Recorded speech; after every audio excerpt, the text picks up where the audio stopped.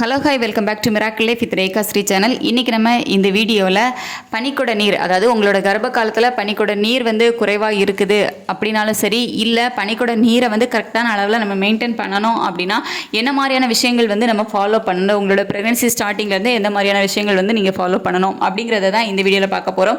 So இந்த மாதிரி விஷயங்களை நீங்கள் ஃபாலோ பண்ணீங்க அப்படின்னா உங்களோட பனிக்குட நீரினோட அளவு வந்து கரெக்டாக இருக்கும். ஸோ நிறைய பேர் வந்துட்டு தண்ணி பத்தலை, அதனால் குழந்தைக்கு ப்ராப்ளம் ஆகிடும் அப்படின்னு சொல்லிட்டு சீக்கிரமாக, அதாவது குறை பிரசவம், அதுக்கப்புறமா சீக்கிரமாக குழந்தைங்களை வந்து வெளியே எடுக்கிறது, ஸோ இந்த மாதிரி விஷயங்கள்லாம் வந்து நடக்குது. ஸோ இதெல்லாம் வந்து நீங்கள் அவாய்ட் பண்ணணும், உங்களோட பனிக்கூட நீர் வந்து கரெக்டாக இருக்கணும் அப்படின்னா இந்த மாதிரி விஷயங்களை கண்டிப்பாக வந்து ஃபாலோ பண்ணுங்கள். ஸோ ஃபர்ஸ்ட் ஒன் என்ன அப்படின்னு பார்த்தீங்கன்னா தண்ணி தான். ஸோ உங்களோட ப்ரெக்னன்சி டைமில் ஒரு நாளைக்கு 2.5 to 3 லிட்டர் தண்ணி வந்து கண்டிப்பாக நீங்கள் வந்து குடிக்கணும். கிளாஸில் சொல்லணும் அப்படின்னா ஒரு 8 to 12 கிளாஸ் தண்ணி நீங்கள் வந்து டெய்லி கண்டிப்பாக வந்து குடிக்கணும். ஸோ இந்த மாதிரி நீங்கள் டெய்லி நல்லா தண்ணி குடிச்சிங்க, உங்கள் உடம்புல வந்து நீர் சத்துக்கள் இருக்குது அப்படிங்கும்போது உங்கள் பனிக்கூட நீரினோட அளவும் வந்து குறையாமல் கரெக்டாக வந்து மெயின்டைன் ஆகும். அதுக்கப்புறமா இளநீர் எடுத்துக்கலாம். ஒரு சில பேருக்கு மட்டும் இளநீர் வந்து எடுத்துக்கக்கூடாது அப்படின்னு வந்து சொல்லுவாங்க. ஸோ அது வந்து உங்கள் டாக்டர்கிட்ட கேட்டுக்கிட்டு நான் டெய்லி இளநீர் குடிக்கலாமா அப்படிங்கிறத மட்டும் ஒன் டைம் வந்து கேட்டுக்கோங்க. ஏன்னா உங்கள் பாடி கண்டிஷனுக்கு ஒத்துக்குமா அப்படிங்கிறது வந்து உங்கள் டாக்டருக்கு தான் தெரியும். ஸோ அதை தவிர வந்து தேங்காய் தண்ணி எடுத்துக்கலாம். தேங்காய் நம்ம அடிக்கும்போது அதுலேருந்து உள்ள ஒரு தண்ணி இருக்கும்ல, ஸோ அதான் வந்து தேங்காய் தண்ணி. அந்த தேங்காய் தண்ணி வந்து எடுத்துக்கலாம். மோர் எடுத்துக்கலாம், சூப்பு, பால், ஸோ இந்த மாதிரியான விஷயங்கள் வந்து நீங்கள் எடுத்துக்கலாம். எலுமிச்சைப்பழ ஜூஸ், ஸோ இதெல்லாமே வந்து நீங்கள் எடுத்துக்கலாம். எலுமிச்சைப்பழ ஜூஸில் வந்துட்டு அதிகமாக சிட்ரிக் இருக்குது அப்படிங்கிறதுனால கொஞ்சம் லிமிட்டாக எடுத்துக்கோங்க. நெக்ஸ்ட் வந்துட்டு நீர்ச்சத்து நிறைந்த பழங்கள் மற்றும் காய்கறிகள் எடுத்துக்கலாம். பழங்கள் பார்த்திங்க அப்படின்னா தர்பூசணிலலாம் வந்துட்டு நிறையவே நீர்ச்சத்து இருக்குது. ஸோ தர்பூசணி பழம் எடுத்துக்கலாம், ஸ்ட்ராபெரி எடுத்துக்கலாம்.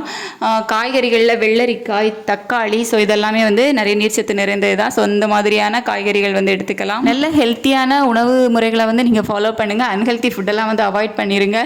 ஸோ புரதம் கிடைக்கக்கூடிய இந்த முட்டை வந்து எடுத்துக்கலாம். முட்டை, பன்னீர், பருப்பு வகைகள் வந்து எடுத்துக்கோங்க.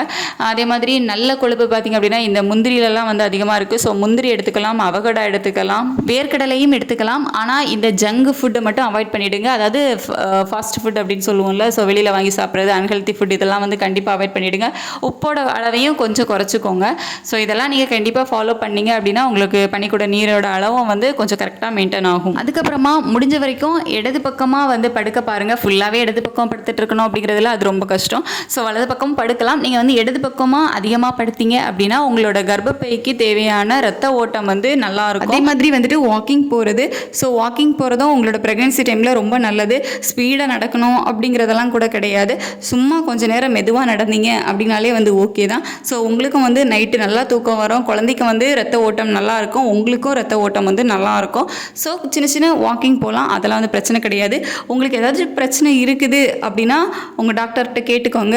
உங்களுக்கு ஏதாவது டவுட் இருந்தாலும் உங்களோட டாக்டர்கிட்ட கேட்டுட்டு அவங்க என்ன சொல்கிறாங்க அப்படின்னு பார்த்துட்டு அவங்க அட்வைஸ் படி ஃபாலோ பண்ணுங்க. சப்போஸ் உங்களுக்கு இந்த பனிக்கூட நீரோட அளவு குறைவாக இருக்குது அப்படின்னு ஸ்கேனில் பார்த்து உங்கள் டாக்டர் சொன்னாங்க அப்படின்னா அவங்க என்ன சொல்கிறாங்களோ அந்த அட்வைஸ் படி கரெக்டாக ஃபாலோ பண்ணுங்கள். ஏன்னா குழந்தை உங்கள் வயிற்றில் இருக்கும்போது அந்த பனிக்கூட நீர் ரொம்ப ரொம்ப அவசியம். அது கரெக்டாக இருந்தால் தான் குழந்தைய வந்து வயிற்றுக்குள்ளே ஹெல்த்தியாக இருப்பாங்க.